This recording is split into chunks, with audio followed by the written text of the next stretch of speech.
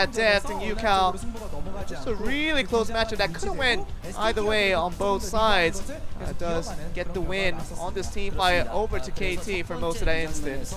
And really for SKT, it really should have been a lot better for this, but it really was a little bit more even than SKT would have liked in that first instance of that team fight. And of course, good reactions from both teams meant that while it could have went to just one side at any point in that team fight, good reactions from both teams made it close to as even as we could have gotten it for that specific team fight. And we're gonna see how that all goes forward with the Trundle doing so good in that front line as a tanking champion for the rest of the squad to make sure to go in right away. And this was a score obviously with the Trundle get out first, so very dangerous situation where score could have died out very early in an early stopwatch that could have otherwise been a death of score right away. A long pause after that stopwatch, and let's see how this goes within. And the second knockup from that jump from the Gnar actually didn't happen there, so that could have been all the difference in the world where Gnar could have gone that and one extra pixel above and could have get to that back of the line from the KT line. But in the end, after KT knew that the Gnar couldn't come in as it had wanted, just an aggressive initiate coming from Mata with the ultimate, with Smed following up with the cannon ultimate as well. Just goes to show that really that one little difference happening from that Mega Gnar that could have got to the backline in time, that allows for basically a KT, a very, once again, a reactionary play from these guys again to get this very nice win. And even effort trying to go for that miracle triple kill in the end doesn't happen, and does allow for a very nice KT win on that team fight. And we actually saw from right before this team fight happened, the Baron has already been taken, so we knew the power shifts have already gone over to that direction. So it was real about trying to just squeeze into the narrow path from SK Telecom, and it definitely could have worked out. A good line of thinking from them, but good reaction from KT, knowing their advantages left and right, and winning for that aggressive counter attack, and did get the win for that game number 2. Now we extend over to game number 3 and see what the fans had to say. And really, one of the left comments here on that middle does say the God of Smites. And that does refer to a lot of meanings here, and of course the score being called as the great jungler that he is, and we all forget his history, but it's good to forget that for this time around, because Telecom War is bringing the excitement, and I told you to forget about it, and Mythos bringing it back again. The 2 HP man is back again, and the history, of course, he wants to race for himself, and a game like this does happen for him very nicely here too, and it really was just obviously score wanting more optimism. So, you know, the one-line summary being, Score used to be a 2 HP man, but he definitely did something there, so now he's number 1. So that's the resolution there from him, and hopefully he can become better than number 1. Can he do that in game 3? We're gonna find out as we head back to you guys for this last game of the Telecom War. Thank you very much, Joel, and I certainly hope the Score is able to pick up the MVP. That Smite was literally the thing that won them the game. Once again, back-to-back, the Barons are what win the game here, and it is going to be Score. 1-3-7, a modest scoreline, but who cares? He won the game. Sometimes you just have to look for the turning point, and if KT Rolster, and remember guys, we have to have the winning team win the MVP. In the LCK, there is no losing team MVPs. Yeah. And watch what happened here. Both smites were used, but I wasn't sure if it was an auto after the smite. Smite used by Gragas first, and then I think it was just a chomp from the Trundle. Yeah. He munched it. Well, I mean, you know, he got the Drake, and then it all came down to one play. Turned out there weren't many good things for KT to show in the replays, so we had to just show you 2 different plays. We get to the action faster this way, as effort will rue the day. He didn't quite kill everyone at the end. This was the fight for KT, though. Somehow just able to land the CC in a way that meant that SKT couldn't use that teamfight dominance effectively. The fact that the Slicing Maelstrom used just for that stun was what managed to get them over the line, and to just had enough damage with the Feather Storm and the Blade Caller to burst out SKT. 鼎足江东， You 以 can 观 see already 天下。 SKT, they don't want to be in that booth. They were expecting to be going home right now. They're getting back in the car. It's not what's happening. Instead, they're loading back onto the Rift for a game number 3. And for that, we are grateful. A third game of the Telecom War. Going to be high drama, as always. Coach is in the booth.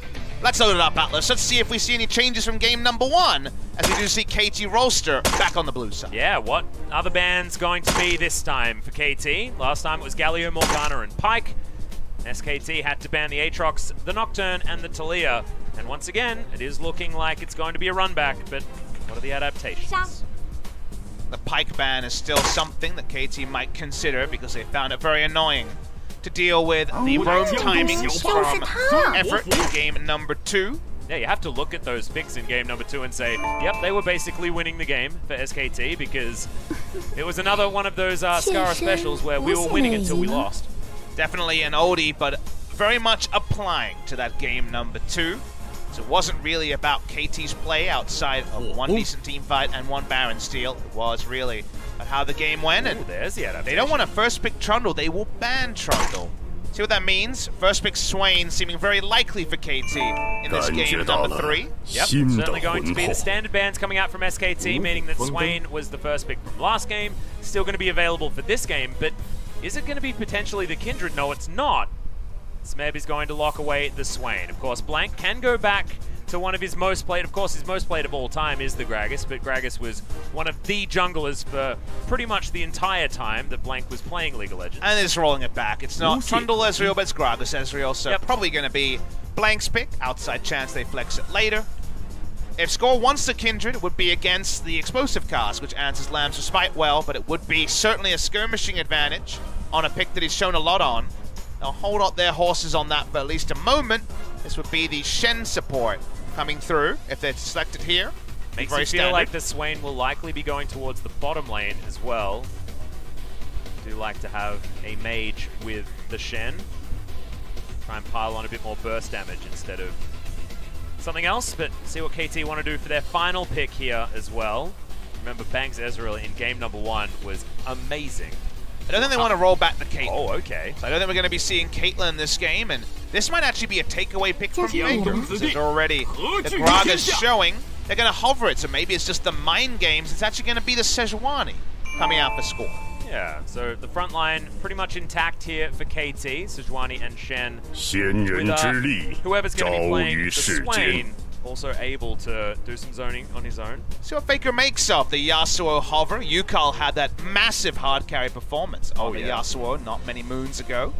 Of course, Faker could play it if he wants to. They could also ban it immediately afterwards. Thus is red side as Mundo going to be picked. Now, and then SKT will be priced into banning away Mundo counters, meaning the Yasuo will still be available. I'm a really big fan of teams picking Mundo on the 3rd pick on red side and then banning away Mundo counters. I feel like this is not done enough. I've called for it a couple of times on 8-13, and we haven't really seen it. So it's a good way to get Mundo a very comfortable matchup. Tal would like to keep it non-interactive if he can. However, he can't ban them all because Smeb will either get Gnar or Kennen if he wants to. Smeb has a few options. Of course, the Jace is another outside choice as well, but they are going to leave that one up. Kennen's going to be banned, and these are going to be the anti-Mundo choices that SKT have opted in for, but like you say, still other things there. Gnar, or like you mentioned, the Jace would be an interesting one, but I think the Gnar a little bit more reliable. KT looking for their next ban. Do they ban Yasuo? Because we've seen it go up and down, the Gragas Yasuo first rounds. Jin tried it yesterday, and we don't talk about that game as Grace got spanked in that particular one. Yeah, well, Tahm Kench is actually going to be the one taken away here, not wanting to give,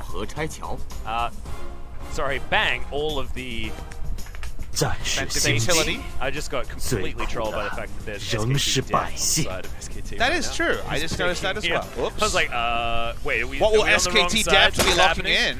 Oh, he's trolling. And look at No, this. it's going to be the Zac, so the blob is going to be picked up. Putting Carl on the Gragas on the top side. They have a Mundo. All right, putting effort on the Gragas on the bottom, putting Faker on the Gragas in the mid. Putting Zac in the mid lane in the hands of Faker. I'm not entirely sure. It does seem very likely we're going to be seeing a Gragas support on the side of SKT. You get the Zac versus Sejuani matchup. That's a desirable one. Speaking of desirable matchups, we mentioned there were 3 champions against the Mundo. It's going to be Gnar, piloted here by Smeb. Well, UCal could still pick up the Yasuo here. Otherwise, Faker could just pick up the Yasuo for SKT and have all of the knock-up synergy ever with the 2 champions that are available. And there's UCal's Yasuo.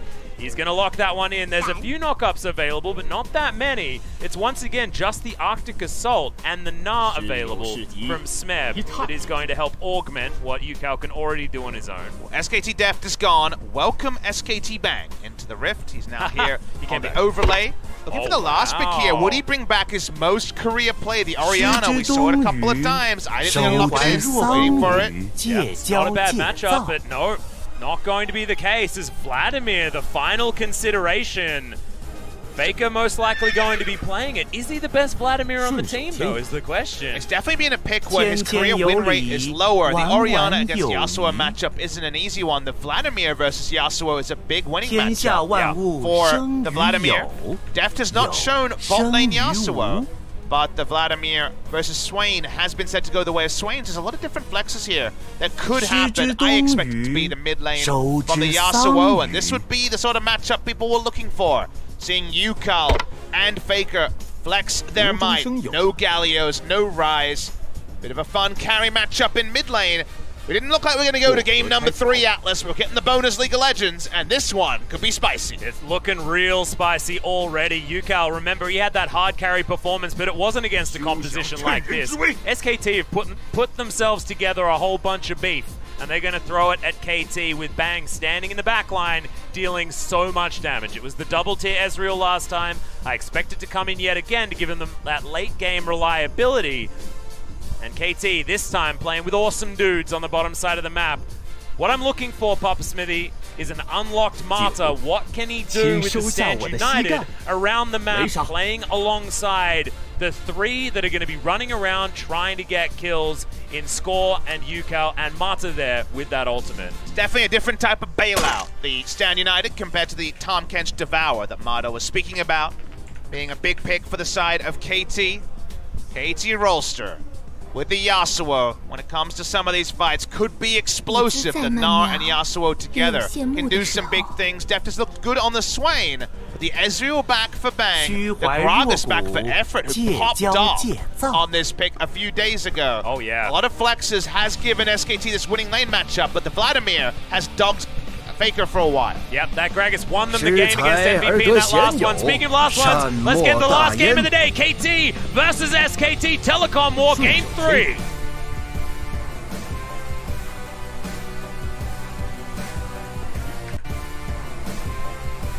乐不思蜀。哇，还有穿耳洞哎，什么啊？乐不思蜀。 SKT fans certainly out in force, wanting them to be able to answer the KT victory that came as such a surprise in Game 2. Big sack of gold for Ezreal. Got a control ward with 100 gold on a Q. Wow, okay. It's a big one for them. Fans have well and truly filled up the Sangam East Stadium for the Telecom War. 2 biggest fan bases in Korea, so no surprise. Although, it feels like most of them from SKT at the moment. You heard the crowd chants. SKT know that they are certainly behind them. 仙人之力， for 昭 SKT to 于 finally 世 get to their 间。 final form. Not My SKT has been what I've been seeing absolutely everywhere. I saw a lot of not my KTs when Smab wasn't playing in game number 1. Yeah. Bang going for a fake leash on the bot side. Just Qs a couple of times to come into lane with less than full mana. But Make sure the Zac pathing's going to be as comfortable as possible. Mundo did, of course, come to lane very late as double never move. Effort going to get the boot though, as Body Slam has been taken first by the support Gragas. I think it's pretty hard to obfuscate when the Mundo comes to lane that late, because what is Mundo doing will be the bigger question here. Yeah. Wait and see. Raptor start first Score, which is not what we usually see on the Sejuani, but the Talisman Sejuani is become more and more common. 为仙之道， Yeah, not going to be able to 缥缈 The 莫测。 cooldown is going to be extraordinarily long. Tal is going to have to get used to this, waiting for minion waves underneath the turrets, and UCal also going to be having a rough time here in this lane. You know, yes, Faker's win rate not necessarily fantastic, but his laning on the Vladimir has always been incredible. It's really winning matchup for the Vladimir as well. Remember when I was trying to understand all the awesome dude matchups with the non-traditional AD carries in the period before we kicked off the summer season. I was watching a lot of DuoQ. Bang and Gorilla were duoing as the Alistar and the Yasuo. That was the big duo we saw. RNG actually able to substitute pull out as the Marcia Cup in the offseason is bot lane. Yeah, KT looking for the 2v2 as Bang is able to get out of there, does have the cleanse, and is now going to put it on cooldown in order to Arcane Shift out of the taunt. Another bop comes in, and damn effort with that level 2, picking up the Drunken Rage, smacking down onto both Deft and Mata. No cleanse against Taunt Flash Ignite availability, and the Swain passive means that Bang is going to have to farm from Mystic Shot range for quite a lot of CS here. Just finishing the story about the DuoQ there, the hard counter to that lane ended up being the Soraka Vladimir. That was the big lane. Yeah, that's what we got to. Yeah. As here we go, some damage unloaded onto Bang. I think that time the Taunt Flash not invested. Yep. So just on a simple level, Vladimir greater than Yasuo is what you need to know about mid. But because it's the 3-6 career win rate for Faker, and of course he has very dominant win rates on most of his picks, is one that he's struggled on in the past. Well, Blank looking to try and change that story as he's setting up for a gank onto UCAL here in the mid lane. Elastic Slingshot already able to get a bunch of work done, even with only 1 point in it. See how UCAL is going to go. I wonder whether if he sees the projectile, whether he tries to wall the Zac, that's champion. Unfortunate. Blank was considering that one just because there were so many minions to use the Q onto that some sort of CC was likely to hit. Yeah. Blank's last game on the Zac was in a Zac Yasuo comp that SKT ran, and most SKT fans would prefer to forget that one. Blank was frustrated many times trying to make the engage, but not being able to pull it off. Deep Wolf got a spot here. And Mata actually just unlocked from this lane completely. Effort, he's moving around as well, as Blank is going to be starting on his blue, but just getting free information as KT's support. The River Shen once again in effect this game as UCAL going to get electrocuted and Faker going to get knocked up by the Steel Tempest. Sentences that, without the hindsight of knowing League of Legends, very amusing. Yeah. Back away the Yasuo, doing just fine in the early levels before the Q trades for the Vladimir really hit next gear. It's Electrocute Ignite from Faker, so no ambiguity about what's going on. UCAL with the answering Ignite. Not going to have all of the movement speed that a lot of Vladimirs want, so we'll see whether it's going to be Proto Shirelia's coming out, whether he needs more item utility here for the Vlad. The nice thing about Vladimir, as we see from the duo lane Vladimir, very frequently changing up summon spells, electrocute sometimes, phase rush sometimes, and then the Predator that you're kind of alluding to, Atlas, is that Vladimir is a very malleable champion in terms of item build path, and you consider the team comp he has Blank and Effort as big engagers, so he probably doesn't need to be teleport flanking or anything like that too much in this game. The Predator is of a little bit lower value. He just wants to double down on dunking lane. That's why he didn't go for the Orianna. He went for the Vladimir to dominate. That is the flexibility that Vladimir provides. Yeah, and also he's one of 2 damage threats on this team once again. He needs to be doing just as much flat damage as possible, and that's exactly what this build is going to be able to offer SKT. UCAL getting zoned a little bit. Those things that's to be expected. He's gone for the soldier build with a couple of extra daggers there as well. Does remind me of the last time these two great mid laners faced. If you remember in the first round robin, it was Faker's ability on melee champions, the Yasuo and also the Aatrox, to freeze the wave under his turret and basically deny UCAL farm, even though UCAL was playing ranged answers to those melee champions. This time, it's a different type of freezing and zoning, all about trying to minimize UCAL's impact on the game. Yeah, and Faker at the moment is able to hold this minion wave in a really nice position in the middle of the lane. UCAL just relegated to underneath this turret. Thankfully, he should be able to get a whole bunch of these minions as they head forward, and we'll see whether he's going to be able to hold it under there, much like how Faker did.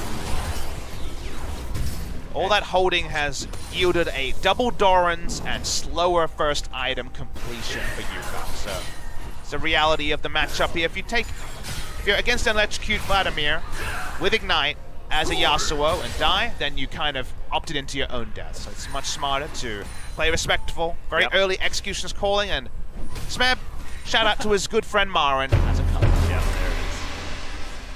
the Marin special towards the top side of the map. Of course, when you're in a matchup that's as winning as this, you're probably going to take whatever you can get to try and ride that one home, as Ultimate's going to fly forward. Faker, of course, is going to be able to find it, but Last Breath is there as well. Ignite goes down, stun comes in, first blood for UCAL, and KT are on the board. Faker got the perfect W off, but it wasn't enough. They followed up, they get the kill, bot lane. Yep, Blank wants to answer as well as Def. Demonic Ascension comes in. He's doing so much damage, they'll find effort, and they'll turn it around. 2 versus 3, who cares, says KT, as they're looking to really put their stamp on the early game. Early game momentum, all the side of KT after stealing away game number 2. Stealing away the hearts of many SKT fans. Really big start for KT. And this is not what happened last time, and they still managed to win, remember, in game number 2. It's all starting to go wrong as Blank's getting some flashbacks to that Zac game that didn't go quite as well as he would have wanted. And Tal just wants to get the hell out of this game. This game sucks for Mundo. Yep, and Smeb is going to continue trying to prove that one as Grievous Wounds stayed there for a long time as Airy just would not bug off. Goodness me, Tal. Smeb wants to try and get these autos back on top to get more Grievous Wounds. A bit of a fight here, but it's effort, not, of course, the enemy jungle Gragas. I got very confused. Yeah, I did there, too. Papa. Oh, boy. Effort really wishes he had level 6, because we saw some sick casks from him a couple of days ago. Yeah, he was really carrying them in game number 3 against MVP. Still could happen in this game, but a lot of momentum the side of KT, and such a big bailout. It was like a kind of a government bailout for the Yasuo, given he was getting denied and zoned away so hard in the mid lane. Now has kill gold, which basically closes up the gap between him and Faker. Still, that lead is extending as far as from these mid laners, meaning that jungle respect has to come in from both sides. But this is where the real problem is. This turret already down to half health. The Smeb is just going to gnaw the Mundo away to try and deny farm. Of course, the struggle is on for KT fans right now. Is it time to get excited? The early post-match discussion that we had, so I think it's already been stated. I think people are already getting excited. What is the safe lead that you can safely get excited on? You can never safely get excited. But you want to, because excitement is so exciting. We're all excited. We're all excited, and it's never a good idea. I'm not sure I'm excited at the moment. I'm excited. Well, I mean, so you're the one. Well, I'm a play-by-play commentator as well. It's just generally what happens. Faker There's a sidestep. Yeah. Casual sidesteps, nicely done by him. Yep, well, Marta's up here as well trying to deny a blue buff, but neither Faker nor Blank really care that much about a blue buff. Blank's going to be the one to take the experience for it, at least. Bang's very excited about 2 items with blue buff, which is what's going to happen very shortly in the game. But you're right, for now, there's going to be a bit of experience. Wasn't up there, didn't have the availability to get in there and take it away, as UCAL trying to go aggressive against Faker. He uses his flow in order to answer the trade. But Shelly is going to be copping a beating here from Score. Gristle there as well. Shelly has to deal with a woman and a piggy. UCAL's definitely misleading. He's on Project Yasuo skin, which is, I believe, the most bought skin of all time, and usually a good indication. Wasn't it? I think it's actually Project Yasuo. Oh no, Project Yasuo is coming. And it's usually a good indication that your Yasuo is going to feed. Who's my favorite Yasuo skin? How's your Yasuo, Atlas? You know that. That's what I meant. Just confirming your point, Papa Smithy. You know, I like to make you look good here on these broadcasts, and that's certainly me affirming exactly what you're saying. Farming on the bottom side. Well,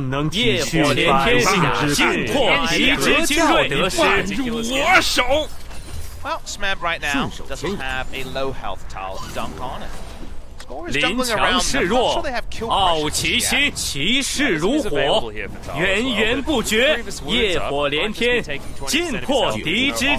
Ward goes in and Score. He's staying around. He knows the vision range. And remember, Ultimate almost back off cooldown. Score's gonna jump forward. Tal wants to get away from this turret. And KT, they just want to get the first turret. They'll put the money on the jungle and top lane. It's going to be pretty easy for KT just to utilize that top lane advantage to push it forward. Blank wants to be able to take this dragon, but full vision is available for KT. Mid lane. And now Faker, in trouble against UCAL. Was trying to find that knock-up, doesn't get it. Now a fight breaks out on the bottom side of the map as well. SKT forced to get the heck out of dodge, and Dragon denied So nothing going to go into the hands of SKT. Yeah, KT's macro here is really good. They're ahead of the play the entire time. They juke out the vision. By the time that Blank realizes they can't just look for a gank. Speaking of ganks. Yep, the ultimate's going to land this time around, and there's CC for days with this duo. KT will set themselves up a purple monster in this mid lane as well, and they should be able to follow Shelly all the way to the inner turret. It's an explosive lead for KT. They were ahead of the play. They knew that Blank would be very slow to take the Drake, and they had a ward on it. They turned that around. They get the Rift Herald with a double charge. KT Rolster in full control. It does have level 6, but doesn't get himself to a position where he can use that explosive cast to challenge. It was 1-3-1 enacted here from KT. Smeb's pushing top. You've got Deft on the bottom side on his Swain. You're able to take down 2 turrets very early on. Close to 4,000 gold is the lead, but looking at the item timings, we've got Phantom Dancer done for you there as well. The 1v1 getting scarier and scarier. Faker thankfully now has both of his summoner spells, Yukao without his Ignite. Might be keeping him a little bit more safe, having to really stretch to find positives for SKT at this part of the game. Score has maneuvered around this lane with 2 successful ganks that have spared Yukao's blushes. Yukao was showing so much respect against the pick that was purely to deny lane. It wasn't able to do that because of the ganks from Score. Unfortunately, Blank hasn't been able to make those same plays happen. And moments like that, where you see everything is just scripted from KT in terms of ganking top, taking the turret, having the ward onto the Drake for the answering Drake play from Blank, and moving them away from that. That was KT ahead of the play, like they haven't really been this series so far. In game number 1, they got the first turret with the Caitlyn, but never had step 2 and 3. This game number 3 that perhaps they should never have got to. They had step 2 and 3 ready to go. And that means that SKT are in a pretty big deficit. I feel like you're right. I feel like it has been step 1's worked, yes. Most of the time, their first move has worked out. However, it's move number 2 they really haven't got past, but this game, 3 and 4 worked as well. So it's unprecedented territory for this particular telecom war for KT Rolster. Can't be getting too excited just yet. Certainly not. Don't do it. It's frightening, but they're looking like they have all the control at the moment. That wind wall just got so much value for a level 1 wind wall. It did, but watch here, KT, just about the map play. Perfect game pace for the first 15 minutes. Perfect game for KT fans. Whatever happens from here is going to go. There's the flash as Deft. That stopwatch got a whole bunch of value as well. Still hasn't used the flash, has the ultimate, as well as he flashes out of the way of the kidnap. The Let's Bounce not going to get Blank anything, and Smeb still abusing Tal up towards the top side. Oh no.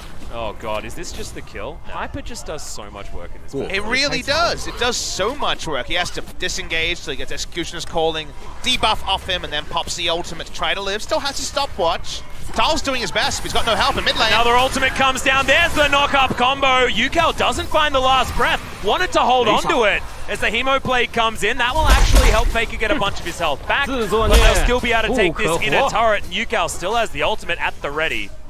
Not gonna get too greedy for these last hits. Seems like Mada was the one left with the assignment. He's gonna get the gold there. Good job, Mada. 100%. Nice. Fed on the Shen. 临强势弱，傲其心。 Not often that you get 2 mid lane turrets at 业 50, 火连 50, 天， 尽破敌之精锐。 chain ganks to mid lane. Well, there's another flash to come in there as Effort. He's going to be the target this time. The chain CC is so beautiful. He's going to be able to get a kill as well as the solo turret. That was fed. Really fancy by Mada to make that play happen. Nicely done. They're going to get the bot lane turret, and this is a disaster for SKT. Yeah, that was one of the top flashes of the trickiest kind. If Lehens hadn't played in the series earlier, had that 3-man taunt the first one, get the flashes on the second 2, probably would have said it was the best of the day. Didn't come in, but certainly picked the angle. Yeah, this is hard watching, I think, for SKT fans. Top lane's done exactly what it should. The Gnar has just dunked down on the Mundo. Never died, did Tal, but of course, they could only ban away 2 counters to the Mundo, and this ended up being the Gnar. He's controlled, and Blank couldn't make a play elsewhere, and the critical thing is